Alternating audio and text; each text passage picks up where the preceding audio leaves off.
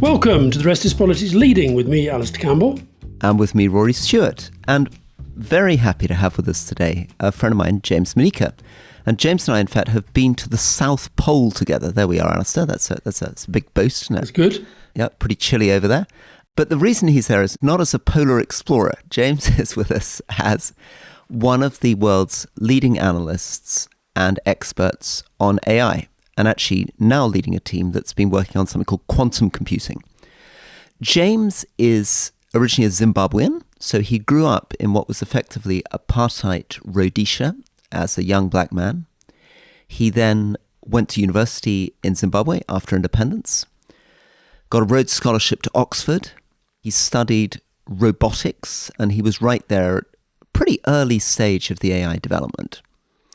He's then gone on to do a series of really interesting things which bring him, I guess, in the intersection between AI, computing, public policy, business. So he's worked for McKinsey. He's now vice president of Google, in charge of most of this stuff within Google.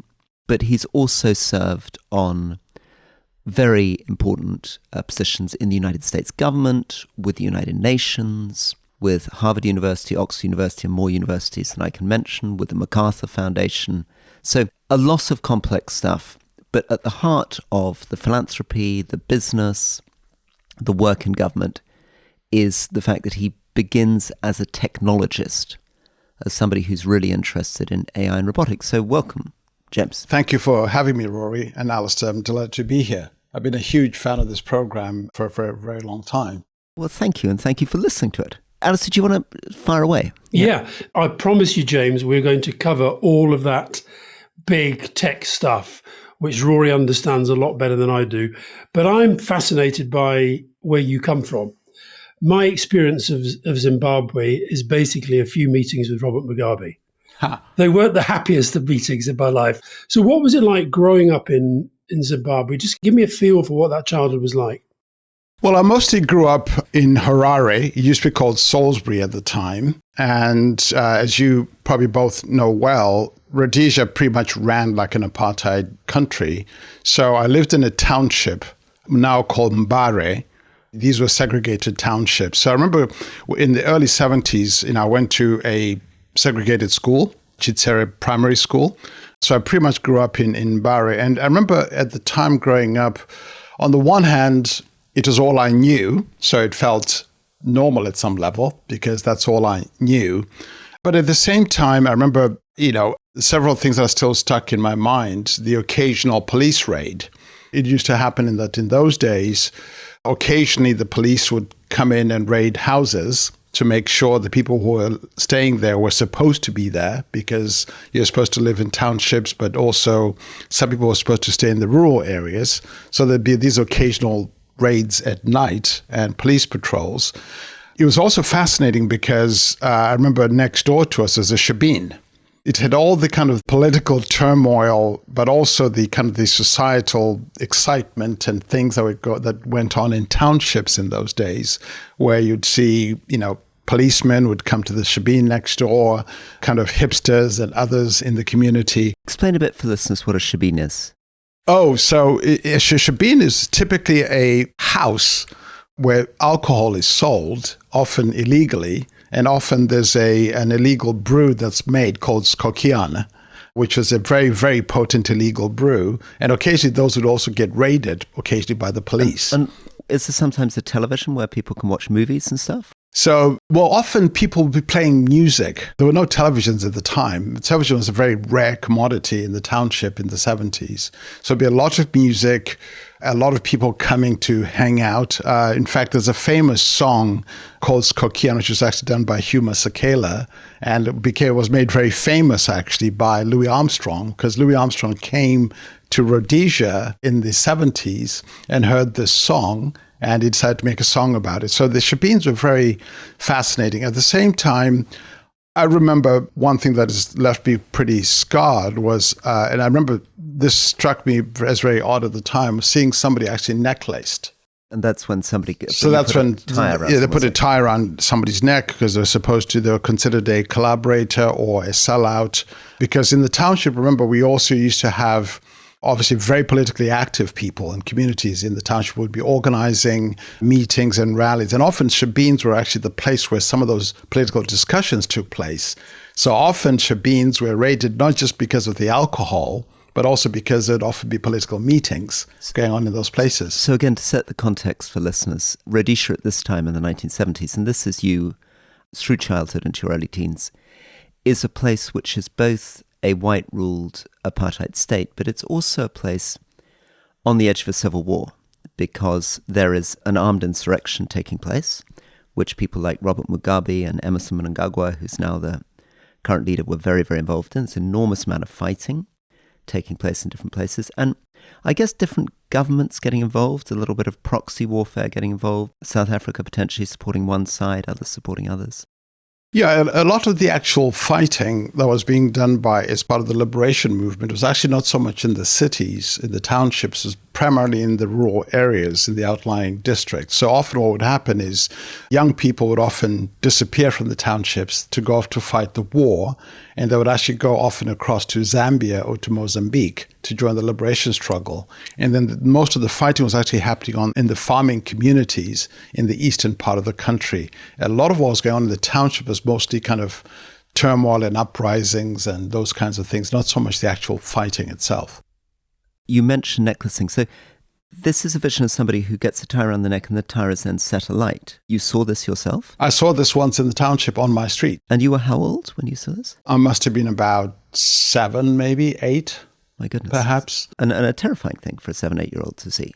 It was terrifying. That again, along with the occasional police raids. But at the same time, I was going to school. As I said, that's all I knew. So I went to local township school. And I remember that very well. I mean, it was a very unusual setting because at the same time, there were all these few glimmers of hope in the sense. So, for example, in my township in Barrow, we used to have this extraordinary swimming pool called the George Hartley swimming pool, which somebody had decided to, build this extraordinary swimming pool in the township. So I remember I used to spend most of my weekends swimming at the pool, at the George Hartley swimming pool. And we'd also go to see films at Stoddart Hall, where we used to see all these incredibly extraordinary American films. So it was a very interesting childhood. I would also say it was also interesting in the sense that I used to have glimmers of, quote, the other side. And what I mean by the other side, my father had been extraordinarily lucky. He'd actually got one of the early Fulbright fellowships, and he'd actually studied in America before I was born. So his experiences often had given me a bit of, as I was growing up, a glimpse of what was possible on the other side. I would also get similar glimpses. I remember there's a man, Mr. Gingell, I remember his name very well. He's a friend of my father. He used to work at Longman's, the publishers. I remember he did something that gave me another glimpse. He took me once to the Queen Victoria Memorial Library. So the Queen Victoria Memorial Library was actually only for white kids. And I remember there was a huge incident because he was being asked, why are you bringing this black kid to this library? By the way, they're not allowed to take any books. We'll let them in just to look around. So I would always have these occasional glimpses of what was actually possible on the other side. When you were growing up, what did you think your life would be? What did you think you would be when you were an adult? And also, what the friends that you had at primary school, what are they doing now? Because you've had this incredible life, but did you ever have any sense that you'd live the life you have? Oh, not at all. Not at all, Alastair, because I remember at least when I was in primary school, there were all these kids around me who were extraordinarily brilliant and very bright. Now, I often laugh when people say to me, you must have been the smartest, brightest kid in your school and your country. I said, no. There are all these kids around me who are extraordinarily bright. I just think I probably got lucky in the sense that I got lucky to get access to places and people who inspired me. I was certainly not the smartest kid at all. In fact, my friends from that time often remind me of this, about the fact that they used to, come top of the class and all of that. What are those kids doing now? So one of them, probably my oldest friend who I'm still in touch with, is actually a filmmaker. Her name is Oliswa Sitole. She's actually an extraordinary filmmaker. She was actually very, very bright. She always used to come top of the class. In fact, she's done very well. She's won a BAFTA, has won a Peabody Award for her documentary filmmaking. But most of the people I grew up with and went to school with, many of them are still in Zimbabwe, many of them struggling because the country hasn't, after an incredible period of promise, hasn't always worked out very well for most people.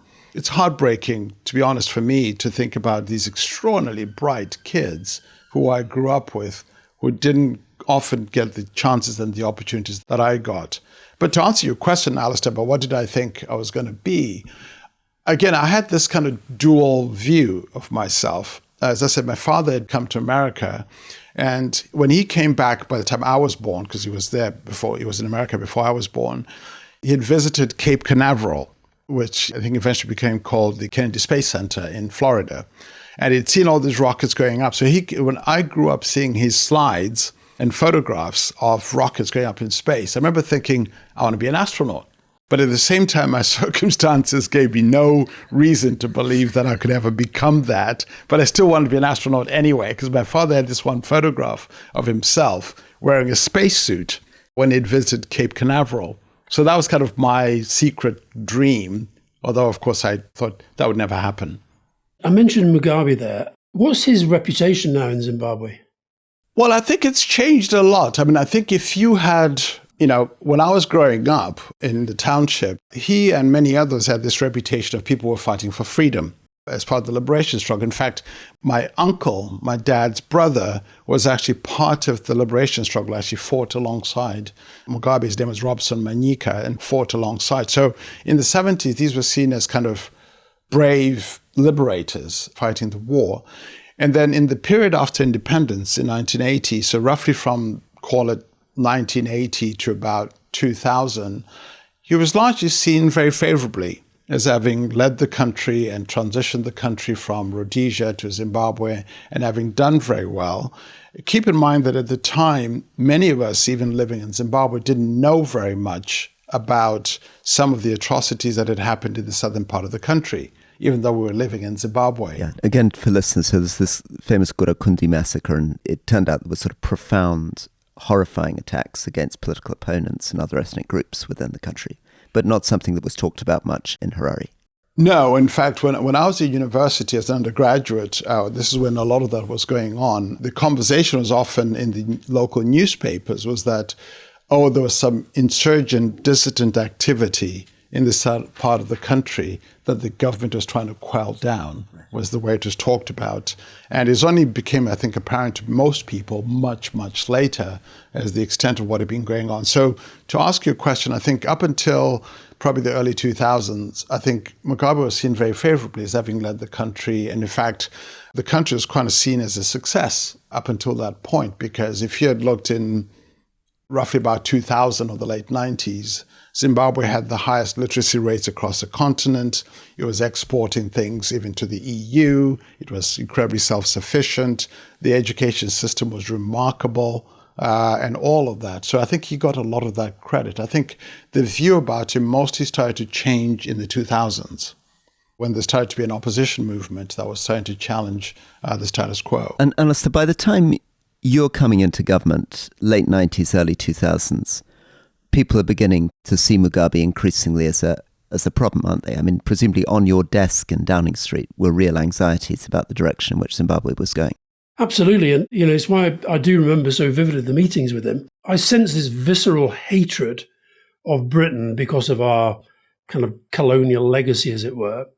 You had a sense of somebody who was actually very, very wealthy in his personal demeanor, and somebody who was totally unapologetic about the direction he was taking the country. And even as we were all seeing the data that said economic progress was stalling and that people were being very, very badly treated. Yeah, and I think certainly when I was in university doing my undergraduate degree in the early 90s, there was a sense that the country was doing well. I remember actually one time coming on holiday to London, and I remember the Zimbabwe dollar was actually stronger than the British pound. Oh my God. Exactly, in the 90s. Remind listeners what eventually happened with the inflation. What was the exchange rate at the worst moment? Oh, I can't remember. I mean, we remember the worst moment was probably about 2008 when the country had $100 trillion bill. $100 trillion bill. $100 trillion bill. I mean, I actually have a couple of copies of $100 trillion bill. Yeah, that was probably the worst moment economically. $100,000 billion bill. He always seemed to me, he always found people that he could successfully blame, and there were enough people in Zimbabwe who believed him. Or have I got that wrong? No, you've got it right. I mean, I think the sense was always that it wasn't that simple in the following sense. I think there was a sense that, in fact, there had been a terrible colonial legacy.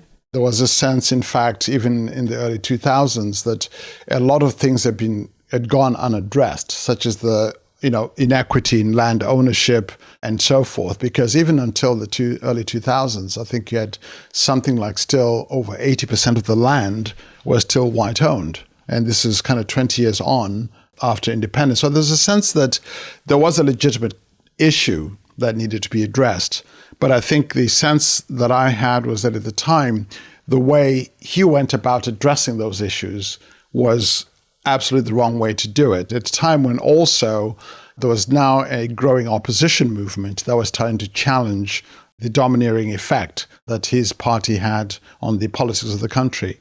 James, I'm going to fast forward you now into the world of tech. So you, having had this very, very interesting childhood, which we could talk about a great deal more, and, I think our friend Reed said, I think that you were bused to school initially when schools were integrated and you were one of 6 kids going in with armed guards to get into a white school? Or? Well, I remember the first time I went to Prince Edward, after Rhodesia became Zimbabwe, I was one of the first, among the first black kids to go to an extraordinary school, Prince Edward School. Which had been a white school before. Which had been a white-only school. Yeah. I mean, this was an extraordinary school that was over 100 years old. Incredible resources. We had an astronomy lab. We had a telescope, an observatory. But you arrived as very few black children in a... There were very few of us. Yeah. And so we had to move into these boarding houses because these schools were set up almost like old English public schools. Right. So I was in Slough House, which is interesting in itself. Yeah. Those houses like Rhodes House and Jemison House.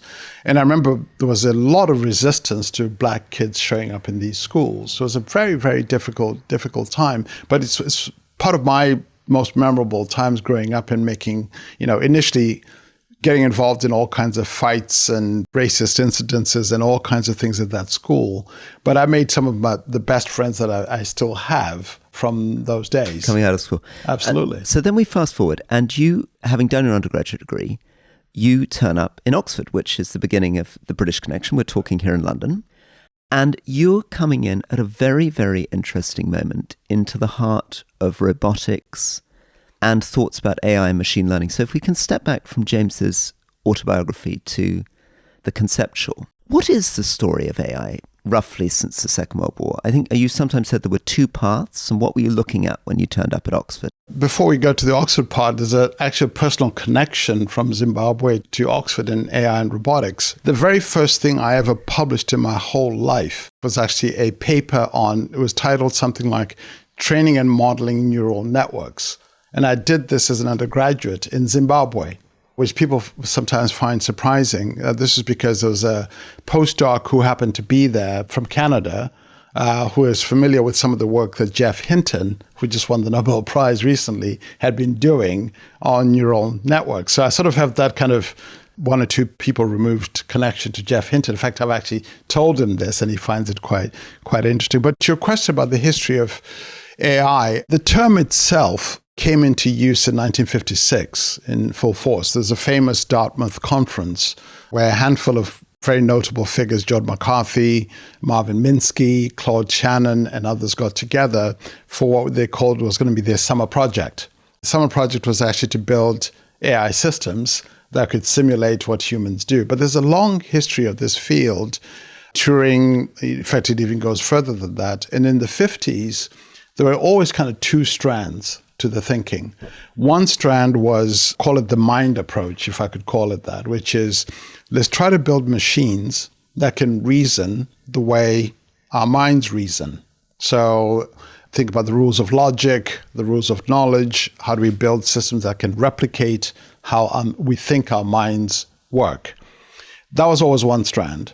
There was another strand, which was at the time called the connectionist approach, which is called the brain strand, which said, no. Let's try to build systems that mimic the way the brain is structured with connections and neurons and all of these things, and that try to learn. So there's always these two strands in the 50s. And to understand the first strand for a moment, maybe a way of illustrating it might be thinking about how you could program a computer to play a game like chess. And would I be right in saying that in the first strand, you're trying to train it to make endless logical choices, whereas in the other strand, you're doing something else? Or is that a bad example? Sorry. That's actually pretty good. I mean, you're trying to understand the logic and rules that govern thought and choices and steps, if this happens and that happens and so forth. And you're also trying to codify knowledge. How is it that we know what we know? What are the rules of knowing things?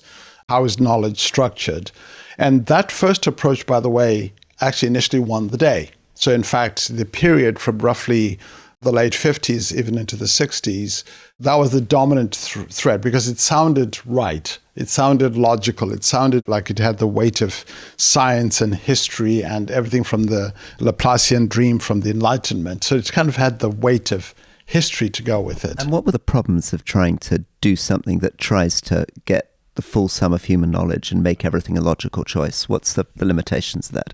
That approach actually had some initial success. Because remember, this is the time in the late 60s where even films like 2001: A Space Odyssey came out of, because it looked like that approach was actually making progress. It only started to hit the limitations in the early 70s when progress started to slow down. What seemed like the initial successes of codifying things may have worked for things like chess playing algorithms and things, but not much else. And even in chess, it wasn't quite yet beating the grandmasters. No, it wasn't, because it didn't quite have some of what felt like intuitive moves that the grandmasters had. And so there seemed to be limitations. In fact, there's a famous report which was put together by Sir James Lighthill, the Lighthill Report in 1973, which basically argued, I think I'll paraphrase it, probably not quite right, but basically said, why are we wasting our time? We should stop funding this work in AI. It hasn't amounted to anything. So this was the famous Lighthill Report in 1970. And what was interesting is that James Lighthill, he was the location professor at Cambridge, which is a professorship with an incredible history. I mean, Isaac Newton's location professor, Stephen Hawking, and Charles Babbage. So it had all the weight of all of that saying, let's stop wasting our time.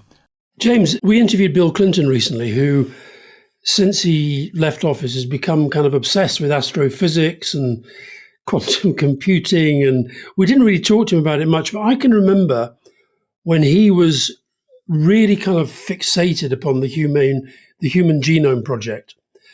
And I can remember him talking about this and saying, this is kind of life-changing, this is game-changing for the world. But the stuff that you're talking about, when you talk about AI, what's the scale of gap between AI that was helping deliver the Human Genome Project and the stuff that you're dealing with now? Yeah, between the end of the 90s when Clinton's stepping down and where we are now, what's happened? So what happened was in the late 80s, early 90s, after the so-called AI winter, when progress hadn't happened very much, researchers rediscovered the second approach, the connectionist approach, the machine learning approach, as we now call it now. And this is when people like Jeff Hinton and John Hopfield, who just won the Nobel Prize, started to write about this and said, well, no, let's try to do this quite differently. So when I started to do my PhD at Oxford, that was coming back into vogue. And so a lot of the progress we're seeing now, Alastair, stems from a lot of that original work that Jeff Hinton and others did. And so what has happened in the last, call it 20-ish, 25 years, is really that three things have happened. First of all, the machine learning approach has kind of won the day. We now have these neural network deep learning algorithms that basically learn from examples. And I'm going to interrupt for a minute again for listeners. So these are, people will know about them because they're things like ChatGPT, large language models are examples of those. There are examples of those, but even before you get to those recent developments, you started to have this idea that, in fact, I remember working on this when I was doing my PhD, that maybe if you gave machine learning algorithms lots of examples and say, build from those examples patterns and recognize other examples that look like that. How do you do that? So that started to make progress in the 90s. And then what then happened in the early 2000s is that the combination of lots of data becoming available from the internet and also the computing resources becoming more available, those three things, the deep learning algorithms, the availability of data thanks to the internet, and computing architectures all suddenly came together for what we now see this as this extraordinary acceleration.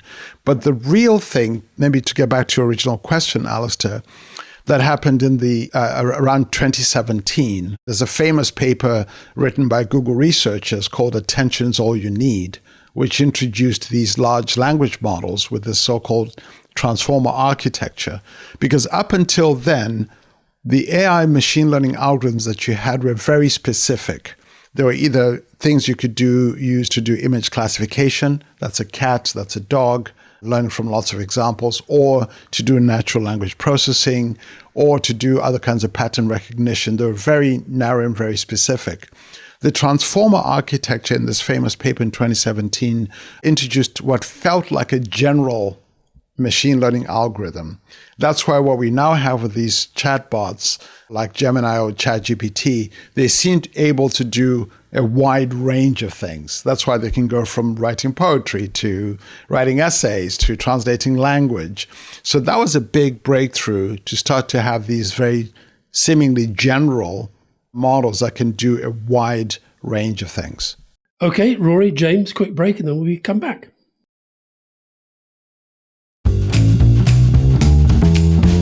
I read some of the stuff you've said publicly and written publicly about this, and there's one sentence I wanted to put back at you, which I found particularly interesting. You said, AI is putting a mirror in our face to say, okay, humanity, this is what you look like. How do you want to deal with it? So, answer your own question. Well, I think, one of the things with these machine learning algorithms is that they're largely learning from stuff on the internet.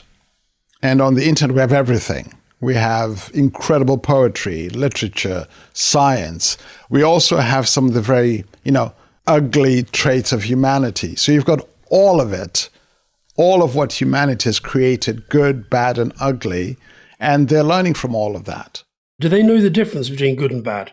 No, because remember, what they're learning They treat it all the same. Yeah, they're learning the structure of language. They're learning the patterns of words.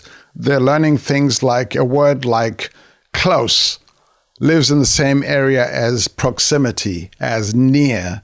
They're creating these associations about words that seem similar, that seem to speak about the same kinds of things. So they're building associations about language and its structure.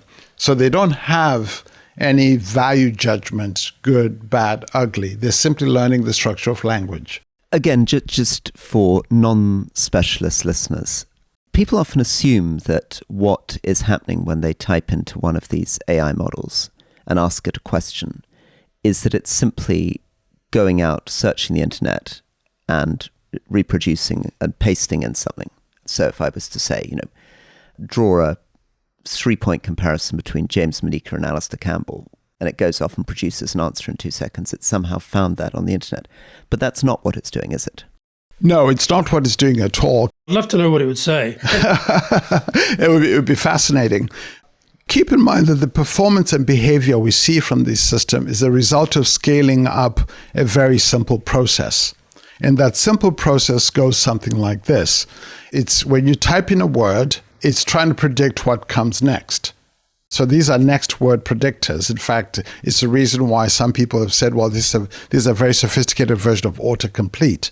They're simply predicting the next word. What then happens is that when you scale this process up, meaning you train on a lot of words, it starts to build very complex concepts. So when you type in a prompt, it's trying to figure out what's the best response to that prompt. So it's not going out to search anything. It's simply trying to predict what comes next. Now, what has happened over time is that in addition to that basic prediction mechanism, as a way to try to fix and address some of the factuality issues, we've now added things where you can ground it on search. Go validate what you're about to produce with what's out there first before producing it out. It's the reason, Alastair, why you find that sometimes these algorithms will seemingly make up things, so-called hallucinations. I'm interrupting. So here's the answer, Alastair, for you, okay? Oh, God. 3-point comparison, James Manyika and Alastair Campbell. Number 1, professional persona. James Manyika, with his calm demeanour and analytical rigour, and then it praises James. Then Alastair Campbell, by contrast, exemplifies the intensity of political communication, combining sharp strategic instincts with a combative approach to narrative control. While they operate in vastly different domains, both are masters of influence. Manyika's influence lies in his ability to articulate the transformative potential of technology. Campbell's impact, rooted in the political turbulence of the late 20th century, reflects his capacity to manage media narratives in real time, leaving an indelible mark on political communication. Despite their different approaches, each operates in spheres where perception often outweighs objective facts. And it continues in this way. I'm not going to keep reading it. Wow, that's quite nice. So where did that come from? I've taken it from ChatGPT, yeah. So this is, ChatGPT 4. And you did it very, very quickly. So that comes in 2 seconds. But explain to Alastair roughly how it does that. It's not lifting it from the internet, is it? No. No, it's building from associations and in what it's been trained on. So there's clearly something in what's on the internet about Alastair. There's clearly on the internet things about me. There's clearly on the internet things about ideas and concepts, maybe even things that we've written and things that we've said. So it's building associations based on those things.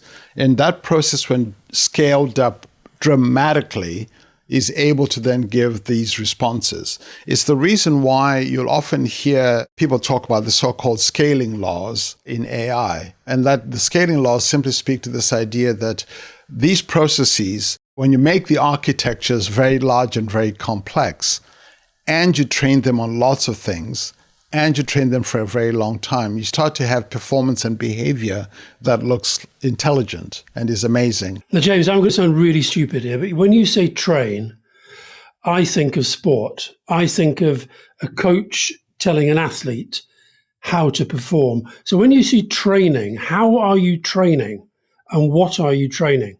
So you're giving it lots of examples. So you know the expression peanut butter and jelly, which is a very American peanut butter and jam, I guess we would say in England, but it's that expression. So imagine training an algorithm to predict that phrase, peanut butter and jelly. I show the algorithm those words, peanut butter and jelly. It studies them. The next time I cover up the word jelly, and I say, predict what comes after peanut butter and. So initially it guesses. It might say peanut butter and, milk or something, or cheese. And then it looks up the original phrase and said, I got it wrong. Let me try again. So it keeps trying. And then after a while, after trying and failing, it eventually starts to get it right. So that's the training process. Now, you could imagine that training process going on for a very long time with a huge amount of words. All of a sudden, it's now good at predicting that a word like close is similar to near, is similar to proximity. It starts to be able to predict those things. So much so that if I then give it a sentence, Alastair, that says, Alastair was riding a bicycle very fast down the hill and he ran over a pothole, it can then start to be able to predict, well, when somebody's riding a bicycle down the hill and they hit a pothole, chances are they fell or they hit something or they might have broken a hand. It starts to be able to predict what comes next. How does that help me when I'm riding my bike? It doesn't help you very much, but the algorithm is learning to be able to predict what typically comes after somebody who's riding a bike, hits a pothole. There's a finite range of possibilities of what happens next. It's learning to predict those things. And here's something, I guess, that might help you, Alastair, which I'm going to throw at James, which is that once this thing is really beginning to operate well, it can begin to produce pretty accurate answers to quite sophisticated medical questions. I mean, you can imagine it, maybe not quite yet, maybe now it needs to sit alongside a doctor, but already it'll be able to provide more accurate answers than many doctors on many medical questions. Oh, absolutely. In fact, one of our models, MedGemini, which is our Gemini model fine-tuned on a medical corpus, that's why we call it MedGemini, is actually able to perform better than most doctors on predicting and doing diagnostics and diagnosis of things. In fact, unless you're in the top 2 or 3% of doctors, it'll do better than you. You can see why doctors might worry that we cease to have a need for doctors. No, because I think what happens, what we've seen so far, Alastair, is that in fact, when doctors are assisted by these tools, they actually do better than doctors not assisted by these tools. In fact, one of the things that I'm very excited, and I think is what motivates many of us who work in this field, are these extraordinary beneficial impacts. I mean, so the way I think about why do we do all of this? Why does any of this matter? At least I think about it in a few different areas. One are things like how this benefits individuals. Think about language translation. Think about any kind of assistive individual things. I mean, I don't know if any of you use Google Translate. It works based on AI. That's how it works. And in fact, now we've just gone from, even just 4 years ago, we could translate about 30-something languages. Now we can do 246. In fact, we're aiming to get to 1,000. So think about these extraordinary benefits for individuals. Then think also about the potential benefits for the economy, small businesses, large businesses, even transforming economy sectors, even productivity. And then think about the impacts on some science. examples on the economy, because that'll be very relevant to a country like Britain that's got economic struggles at the moment. The economic potential, so it's been known for a long time that productivity is a driver of economic growth and prosperity. It's the reason why economists worry about productivity. When productivity is low, we don't have GDP growth. And in fact, if you look at much of what's driven productivity growth throughout human history, a lot of it has been technological innovation.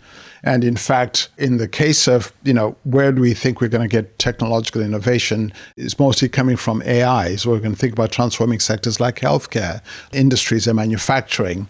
And then even small businesses. The fact that a small business can now use these systems to be able to understand and do better marketing, to be able to understand regulations, to be able to say, I operate in this space.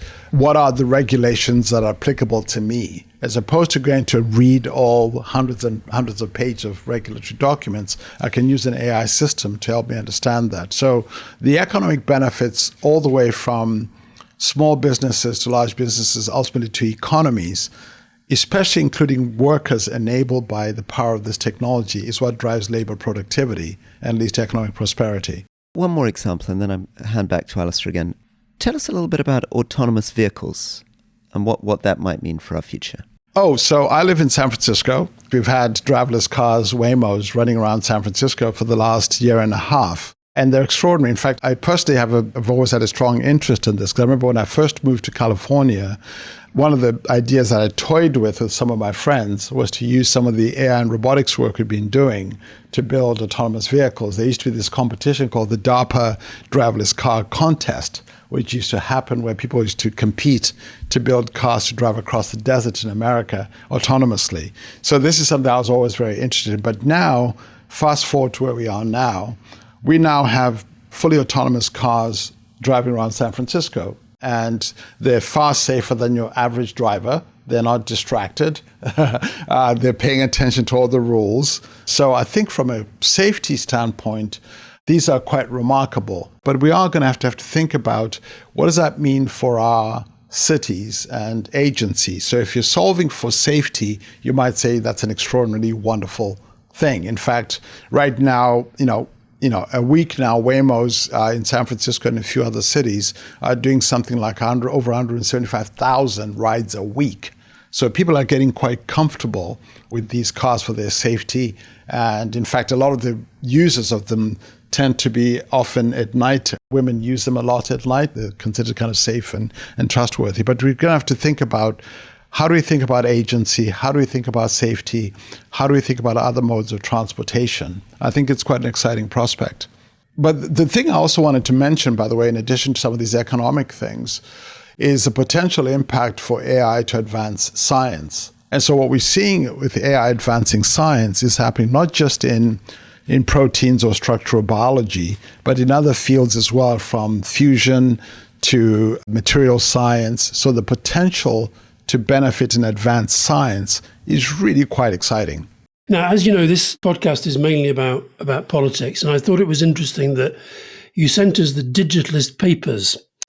And this is a set of essays written by, including yourself, but also our friend Audrey Tang from Taiwan, who we had on the podcast, Reid Hoffman, Eric Schmidt, founder of Google, lots of kind of big names in your world. The thing that struck me is this goes back to your question, what do we want to do? How do we want to deal with how humanity is? Very different views about whether this is a threat, whether it is just a threat, whether it is just an opportunity, and where we get the balance right between that.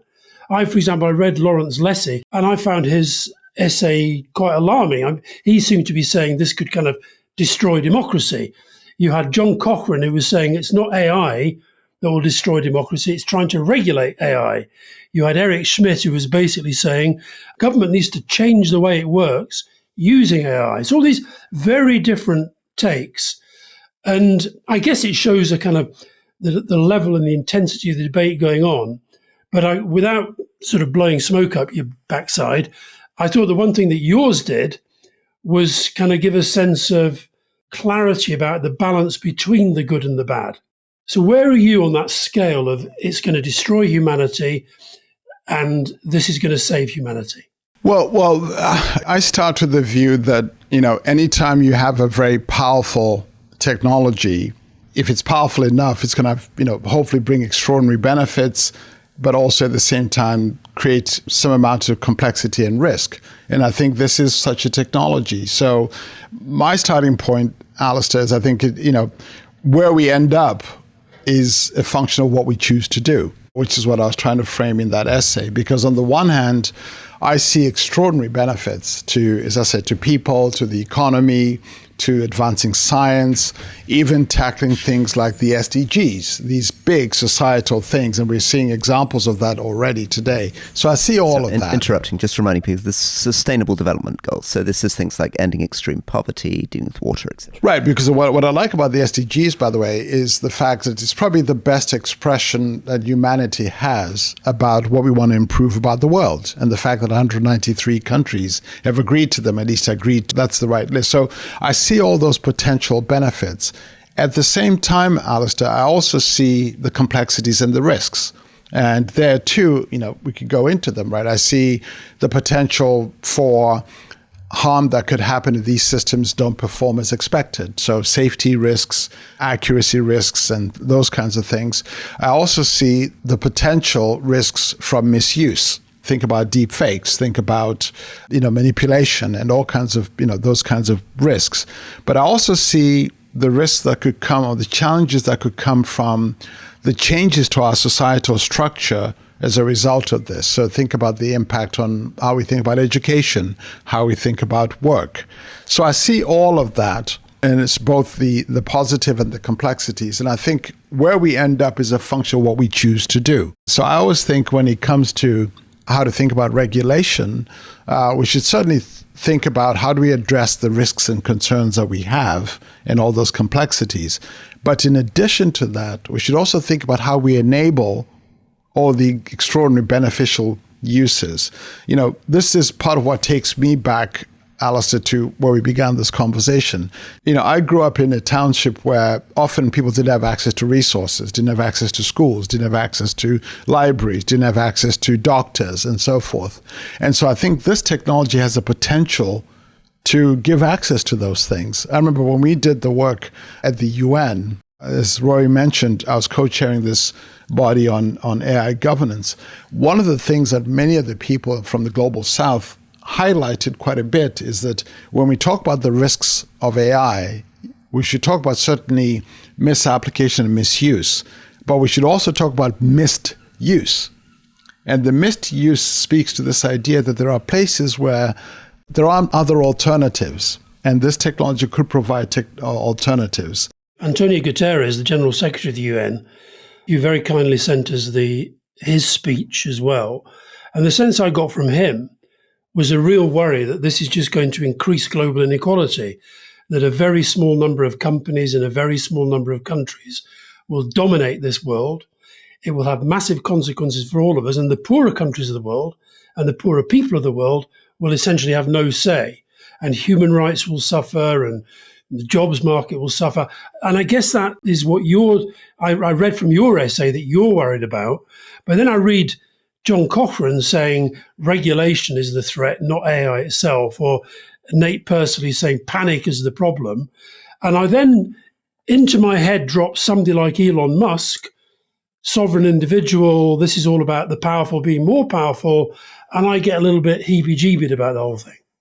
I certainly worry about the potential that not everybody will benefit from this technology. I would like everybody to benefit, both, I'd like to see many more companies participate in this. I'd like to see many more countries participate in this. I'd like to, the thing I worry about, Alastair, is I think about what happened with COVID, where the world invented vaccines, and then not everybody got them, at least not initially.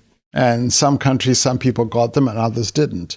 I worry that even as we advance the bounty from this in science and knowledge and all of these things, it may end up just benefiting a few. So I think that's one of the things we have to address. In fact, the work that we did at the UN highlighted this quite a bit. It highlighted that on the one hand, while much of the rest of the world, the so-called global south, tends to be generally optimistic about this technology, they do have a few concerns. One is they're not participating both in the development of this technology and the governance of it.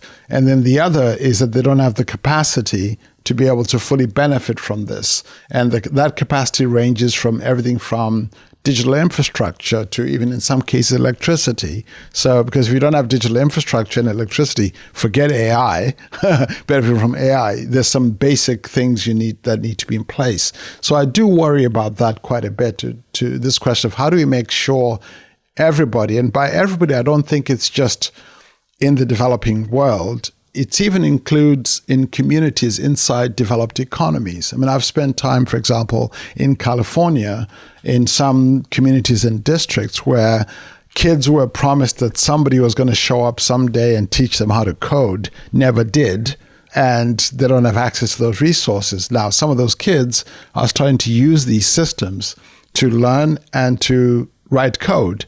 I think that's great. So I think when I worry about how do we make sure everybody benefits? It's everybody everywhere, not just in the developing world, but also even in the advanced economies. We're coming to the end, but just to bewilder and astonish listeners even more, we're interviewing you just a few days after you've just announced an extraordinary advance in quantum computing. And, we could do another 6 hours on quantum computing, but can you give us just a little bit of a sense of what this thing is and why anybody should care about quantum computing and why it might make a difference to the world? Well, quantum computing is extraordinarily exciting in the sense that, it goes back, the person who first came up with the idea of quantum computing was actually Richard Feynman in 1981, who basically said, look, reality is inherently quantum. And so if we want to understand it, at some point we're going to have to build a quantum computer, because if we're going to, in any computer that's going to try to understand the nature of reality, is going to have to be a quantum computer. Okay, now I'm now interrupting again and doing something which James will be able to explain much better than me. But the whole point about the quantum world is it doesn't operate by the rules that we are normally accustomed to. We have these very strange ideas like uncertainty principles. We can see subatomic particles suddenly appearing and disappearing. Its location in space and its location in time vary. And that's very different to the way we traditionally think about computing, because we traditionally think about computing in terms of just ones and zeros, very black and white. Yeah, classic computing systems basically operate on ones and zeros, either in the one state or the zero state. That's what's called Boolean logic, and that's how those work. Quantum computing, on the other hand, allows for the possibility that 1 and 0 can both be true at the same time. And what that opens up is the possibility of understanding many, many more states, many, many more configurations of things. In fact, you're able to explore computations in a very short amount of time that you couldn't with a classic computer. And this may blow your mind. So first of all, quantum computers they're not fully functional yet. Just to be perfectly clear, there's still a lot of work going on to build what are called fully fault-tolerant, error-corrected quantum computers. That's still a long way away. But we're already in this intermediate stage where our noisy, not quite perfect quantum computers can already do extraordinary things. One is we did a computation in under 5 minutes that would take the world's fastest supercomputer, get this, 10 to the power 25 years. That's 10 septillion years. That's 10 with 25 zeros next to it. That's far, far older than the age of the universe, several times over. And you did it in 5 minutes. In under 5 minutes. That's what that quantum computer did. But the really big step, though, towards building a fully error-corrected quantum computer was the fact that we're able to make a big step in what's called error correction, to show that as you add more quantum qubits as in quantum bits as opposed to normal digital bits, you can actually reduce exponentially the errors or the noise associated with them. So this is an important step towards building quantum computers. I'm handing back to you here, and I'm signing out, but I just want to point out that part of the challenge around this is that it would take 10 with 25 zero years to check whether its calculation was correct or not. Over to you, Alastair. James, it's been lovely to talk to you. My last question is this. How many politicians have you met that you think get this properly? Well, I'll give you at least two of the first. I remember back in 2014, I was at least in regular conversation with two leaders who deeply were interested in AI before any of it happened. One of them was Barack Obama. He used to have these meetings at the White House where he'd actually deeply want to understand this, and I was part of those discussions. The other one was Pope Francis. Oh, exactly. Who started to convene some of us at the Vatican to talk about. I remember an extraordinary meeting that a few of us read was there, and Sam Altman and Demis Hassabis and others went to the Vatican to spend time in 2015 with Pope Francis, who deeply wanted to understand AI and where this was going. And his deep concern was around issues of equity, what it means for people in society, and how we make sure that everybody benefits from this. So he's been deeply interested in this for quite some time. Am I right that you were one of the experts who signed that statement that got a lot of coverage at the time, saying that the possibility of extinction of humanity via AI was on a par with pandemics and nuclear war? What I signed was that we need to think deeply about, because that was a generally phrased statement. What I signed on to was the idea that we need to think deeply about the societal implications of this technology, and we're doing the work now, long before we get to what's called artificial general intelligence, to think about the risks and the complexities. To answer the question that you posed in the Digitalis papers, between dystopia and helping save the world, you are more confident that it's helping save the world than dystopia?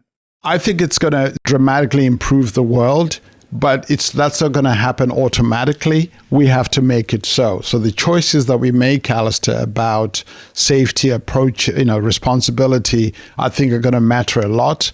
The applications to which we put this technology to will matter a lot. So I think it's up to us. Well, look, this has been amazing. I mean, we haven't got on to artificial general intelligence. James's friend and colleague, Demis Hassabis, is already suggesting that within 2 or 3 years, we could have artificial general intelligence, which is a superintelligence able to operate far smarter and autonomous from humans, and maybe a conversation for a second interview with James in a couple of years' time. But this has been really wonderful. Thank you very much. Over to Alastair. Yeah, James, honestly, I really enjoyed it. As Rory knows, I have a bit of a blind spot on technological stuff, but I thank you for sending the Digitalis papers. We should put them in our newsletter and make sure people have access to them. And thank you for being so clear in a way that a lot of people who talk about your world, frankly, are not. Thank you. Well, thank you both for having me. And hopefully we'll talk about quantum computing next time. Definitely. Thank you, James. Thanks again. Bye-bye. Bye-bye. Thanks so much. So, Alastair, thank you for doing that. As I say, James is a friend of mine. We've been to Japan together. We've also stood at the South Pole together. He danced and ate some real at the South Pole with me. Sorry? James danced and ate some real. How did two people dance and ate some real? Well, because there were another 6 people there with us. Good, okay. But we danced literally around the pole. Wow. Yeah. With or without music? With music from my iPhone.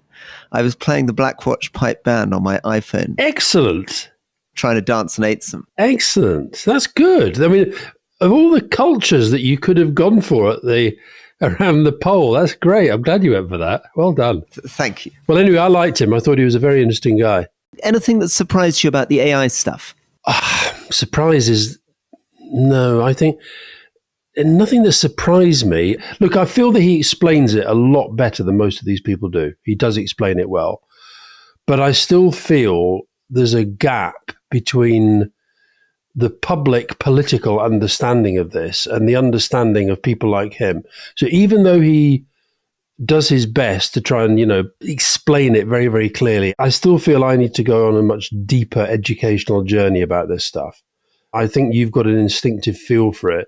But I think what was really interesting about the way that he describes it and the way that he talks about it is that he is a kind of almost like an arbiter of all the different debates that are going on. I feel he's somebody who sees all the sides of this. I'll tell you what I did enjoy. I really enjoyed reading those digitalist papers that he sent. I thought they were really interesting. And I guess what came through that is there is no one view, there is no one outcome. This is so much kind of work in progress. But I got a feeling from him about some of the different angles that this thing can go down. And in a sense, it's like everything. It's a battle between, this thing being a force for good and this thing being a force for danger. But I think you put your finger on what makes it so interesting for politics, which is that it's very unusual for something that could quite literally change the entire world to require such a strong degree of scientific focus and literacy. And this is going to be an issue for all policymakers. So Demis Hassabis, who just got the Nobel Prize, who's this amazing British AI scientist, is suggesting that we could, within 3 or 4 years, have artificial general intelligence. In other words, machines are not just smarter than us, but which are completely autonomous and are able to make their own decisions, decide what to do. And that really has incredible implications for the economy, for education, for war, for security. And yet, the people who are supposed to be passing the laws, which are going to decide whether to enable this stuff or not, who are supposed to be preparing our country for it, I guess in your and my experience in government, very, very unlikely that many people around the cabinet table are going to have the background to really understand this stuff in depth. Certainly around any of the cabinet tables I sat around. Yeah. One of the most interesting and impressive things he said, which was a statement of the obvious, but it kind of goes to the heart of what you were saying, that in the end, all of us, but policymakers in particular, and governments and leaders in particular, are going to have to decide how we work with this thing. He said where we end up is a question of what we decide to do. Well, that's absolutely right. But when you hear most politicians talk about this, you feel like they're talking a generation behind where he already is and where these other people who are involved in this already are. Now, that gives them, if you take this to the debate that's going on with the wretched Musk and Zuckerberg and the social media people, they are essentially, I think, have successfully for a generation now exploited the fact that they understand what they're doing way better than the politicians. They have in a way bamboozled the politicians into thinking this is the stuff that can really help them win campaigns in Trump's case, or, whatever it might be. Whereas now you're talking about stuff, as you say, this could transform healthcare around the world, transform education around the world. But as you said, it could also transform the way we do war. So if you actually find that generative AI leads to somebody being able to create an army out of nothing, we're then into a completely different sort of world. That's where I think he is really, really good and really important. He understands the ups and the downs of this. Well, the other thing that we're very, I think, conscious of at the moment when we're focusing on Elon Musk is that by definition, the 100, 200 people at the top of this industry are generally techno-optimists. They're generally people who really believe in technology, who really believe that the world has got much better over the last 20 years because of technology. They're also people who've made an enormous amount of money off it. I'm not talking particularly about James here, but certainly with people like Elon Musk and Zuckerberg and others, they've made massive fortunes off it. And therefore, it's very, very difficult to have a straightforward conversation about it because the people who have the power and the knowledge also have a conflict of interest. It's in their interest for this stuff not to be regulated. It's in their interest for this stuff to be rolled out as quickly as possible. And yet when Biden is sitting down, yes, he's sitting down with James, but many of the other people in the room are people who have a strong financial interest in this stuff. When we talked to Reid Hoffman, for example, he was somebody who has made a vast fortune for himself through his ability, through his talent, through his entrepreneurship, etc., but who clearly now thinks, both financially and intellectual firepower, he has to put stuff back. They don't all think like that. Right.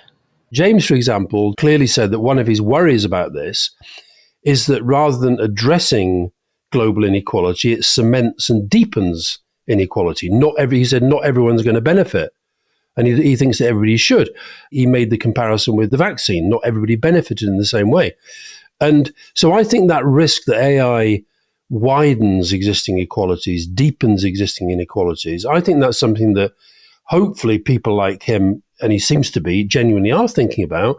But the Musks and the Zuckerbergs, who strike me just as people who have, really struck lucky in terms of being the right people with the right kind of brains at the right time when this revolution is happening, are they really thinking in those terms? I mean, they talk the talk. Zuckerberg, his entire career has talked the talk on that, the social network and all that. But deep down, they're about power. They've got lots of it, they want more. They're about wealth. They've got lots of it, they want more. So getting AI to be of universal humankind benefit, that seems to me is the challenge that the digitalist papers people really need to be focused on. And I think this is where James' own life is very special. So many of the people who dominate Silicon Valley, we interviewed Bill Gates, for example. He's given back a lot, but I think he'd be the first to admit, and he did in the interview, that he grew up in a relatively, very comfortable upper middle class family, went to a very good private school, went to Harvard, dropped out of Harvard. But many of them are the sort of absolute brightest and the best of the Ivy League elite with a very American-centered worldview.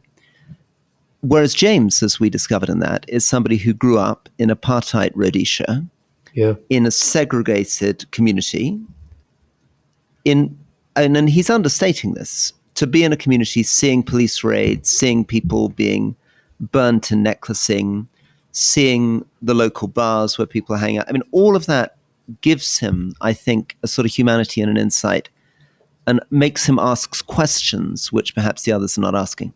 And my God, he's got $100 trillion bill. I mean, the thing about Zimbabwe, and this again goes back to the point about everything in politics and everything in life is about the choices that you make and the short, medium, long-term impact that they have. There was a point at which Zimbabwe could have become a really successful modern country, but it got really bad leaders. I found his account of his childhood and the inspiration of his dad and the fact that he's, that I love that image of him, that his dad had a picture of himself in a spacesuit because he'd been a Fulbright scholar and he'd gone to Cape Canaveral and so forth. And that sort of seems to really, really fired him. And also, he's clearly somebody as well who had good teachers, again, who inspired him and drove him to have this kind of curiosity that he clearly has. No, I thought he was a very, very impressive guy. I think Reid Hoffman, Mustafa Suleiman, and now James, I mean, they're all very different sort of people, different kind of backgrounds. I wonder whether they all don't feel that Musk is really damaging them all as a brand right now. Yeah, I definitely think some of them do. I think some off the record are really beginning to be appalled by the direction it's going. Well, Alastair, thank you for that. Really appreciate it. And look forward to speaking soon. See you soon. Bye-bye. Bye-bye.